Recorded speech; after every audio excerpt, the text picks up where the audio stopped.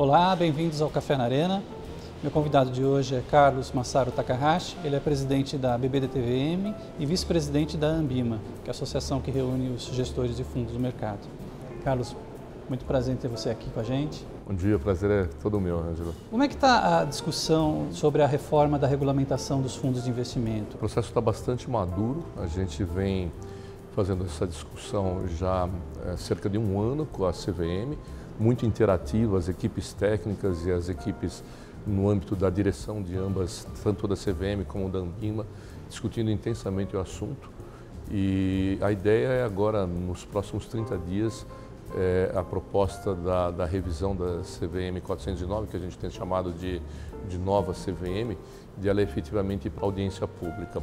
Muitas das medidas, para não dizer quase a totalidade das medidas, já consensuadas entre CVM e Ambima, o que significa consensuadas entre CVM e mercado efetivamente, na medida que a Ambima tem uma grande representatividade em termos de indústria, né? E o contexto principal das mudanças é um contexto de modernização, né? Então a CVM 409 é uma instrução que já está no ar há mais de 10 anos, não é?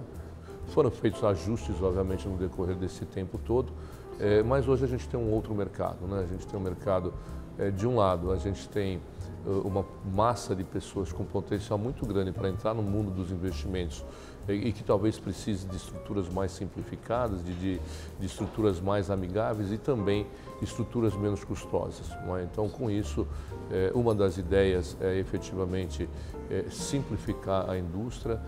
Nós temos uma indústria muito bem regulada aqui no Brasil.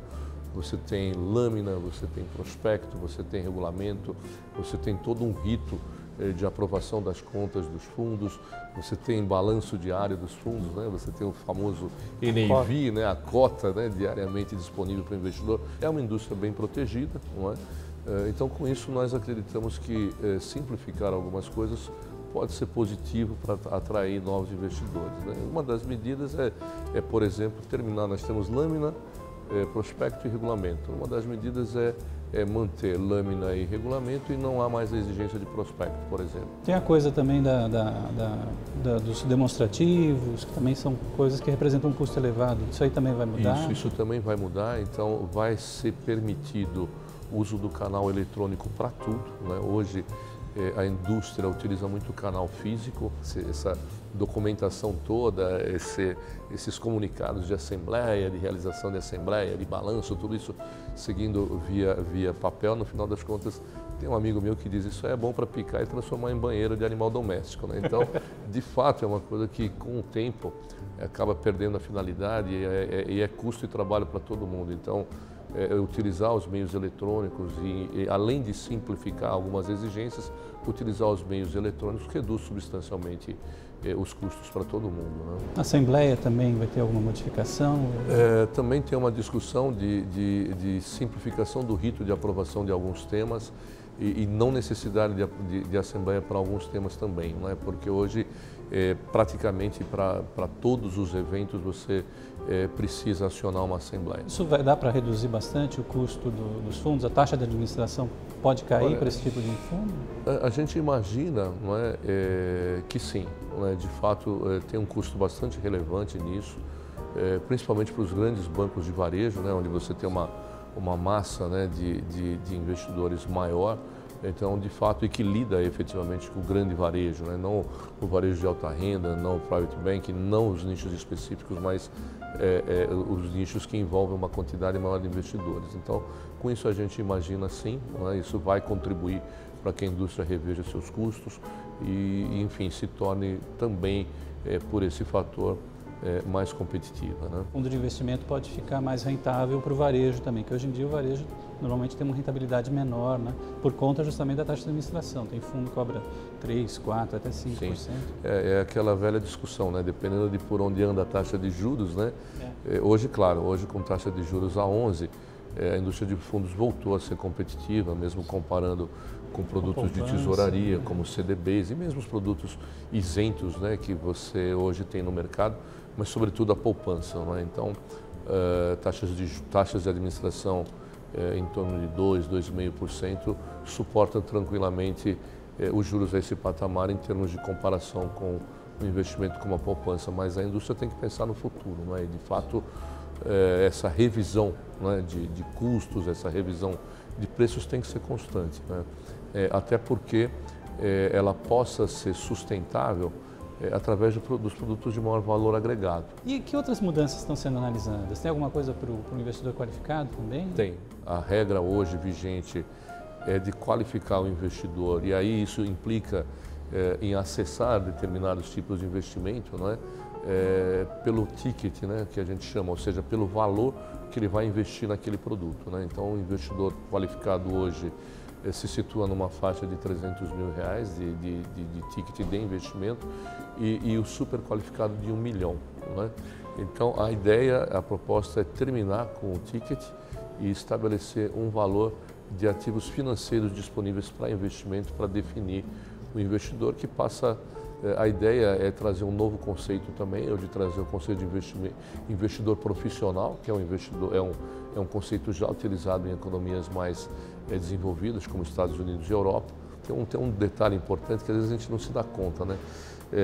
Há muito tempo se imaginou que você estabelecer o ticket, você estaria protegendo o investidor, ou seja, que ticket era sinal que a pessoa sabia o que estava fazendo. A pessoa sabia o que estava fazendo. E no final de contas isso não é verdade, né?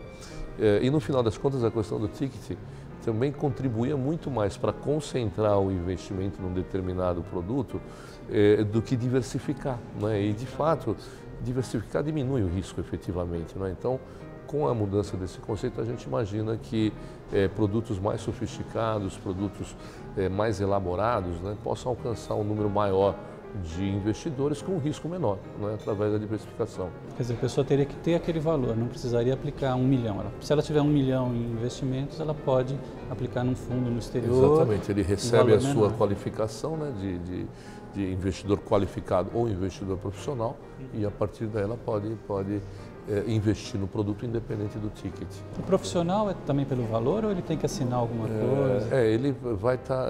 A ideia, obviamente, é manter os dois fatores atrelados, né? Ou seja, a questão do valor e, obviamente, a questão do suitability, do API, né? A avaliação do perfil do investidor, não é? Passa a ser um instrumento cada vez mais importante nesse processo, né?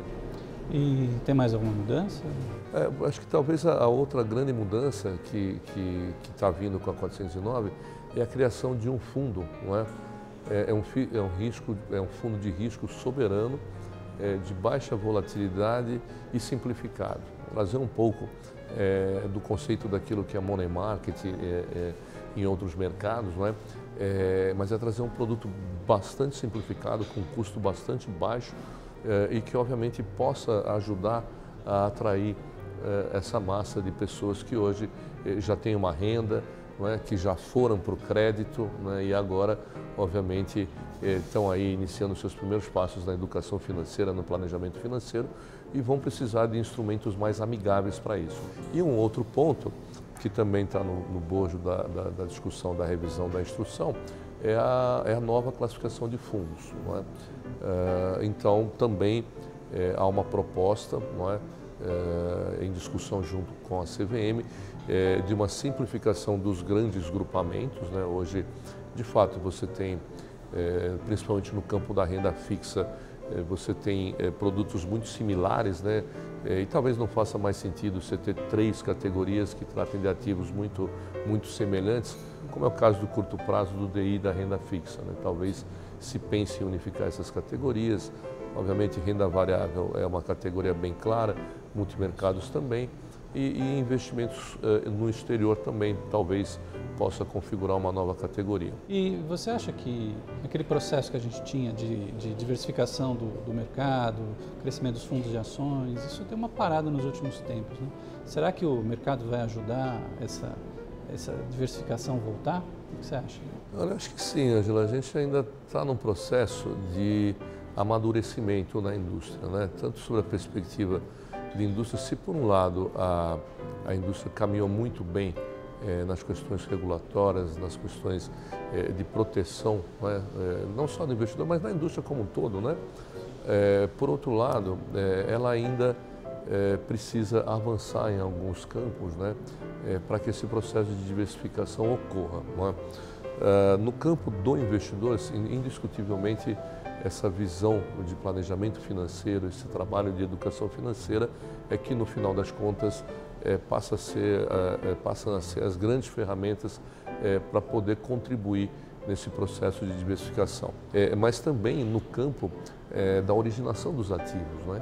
Então, isso também precisa ter uma outra dinâmica, né? Se você tem, de um lado, o investidor que quer investir, do outro lado, você tem que ter uma indústria capaz de fornecer essa diversidade de ativos. Eu conversei com Carlos Masaru Takahashi, ele é presidente da BB-DTVM e vice-presidente da Ambima, falou um pouquinho com a gente sobre os fundos, um setor super importante para a economia brasileira. Cacá, muito obrigado mais uma vez. Obrigado, prazer. Até um próximo Café na Arena. Obrigado.